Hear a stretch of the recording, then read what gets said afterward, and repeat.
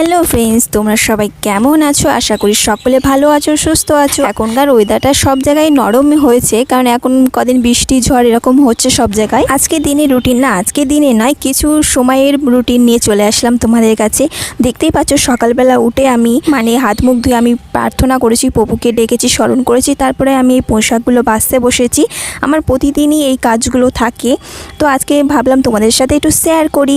তো মা সামনে ছিল, মায়ের সাথে একটু কথা বলছিলাম। তারপরে আমি শাকগুলো ভালো করে বেছে নিচ্ছিলাম, কারণ শাকগুলোতে কোনো সময় পোকা থাকে, কোনো সময় কিছু হয়তো মাকড়সার জাল টাল কিছু থাকে, সেই জন্য আমি বেছে নিচ্ছিলাম শাকগুলো। সবাইকার জীবনে হাসি খুশি সুখ দুঃখ নিয়ে জীবন থাকে, তার মধ্যে সবাইকে বেছে নেওয়ার রাস্তাটাকে খুঁজে নিতে হয়। বলে কি যে সুখ না থাকলে দুঃখ আসে না, দুঃখ না থাকলে খুশি আসে না।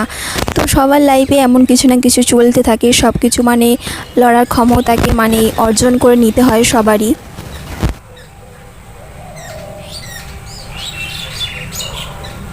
তো দেখতেই পাচ্ছ, সামনে আমাদের গাছ আছে, এই নিম গাছটাতে পাখি বসেছিল, তো পাখি ডাকছিল, তোমাদের সাথে আমি সেটাই শেয়ার করলাম। তো খুব সুন্দর ডাকছিল, তো আমি ভাবলাম তোমাদের সাথে একটু শেয়ার করি।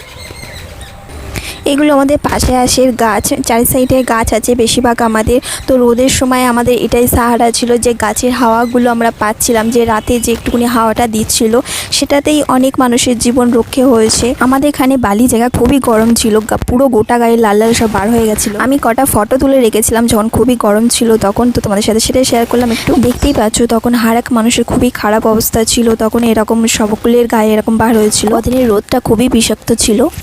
এটা আমাদের হচ্ছে ছাগল বাচ্চা, তো ছাগল বাচ্চা এসে শাকগুলোকে খাচ্ছিল, তো আমি সেই জন্য তাড়িয়ে দিচ্ছিলাম। সবাই যেন পশুদেরকে নিয়ে থাকলে একটু আদর করলে, কুকুর ছাগল বিড়াল সব কিছু বলো, পশু যাদের অবলা জীবজন্তু তাদেরকে নিয়ে আদর করলে, তাদের সাথে কথা বললে, একটু হাসলে খেললে অনেক মানুষের ডিপ্রেশন থেকে অনেক দূরে থাকে অনেক মানুষ।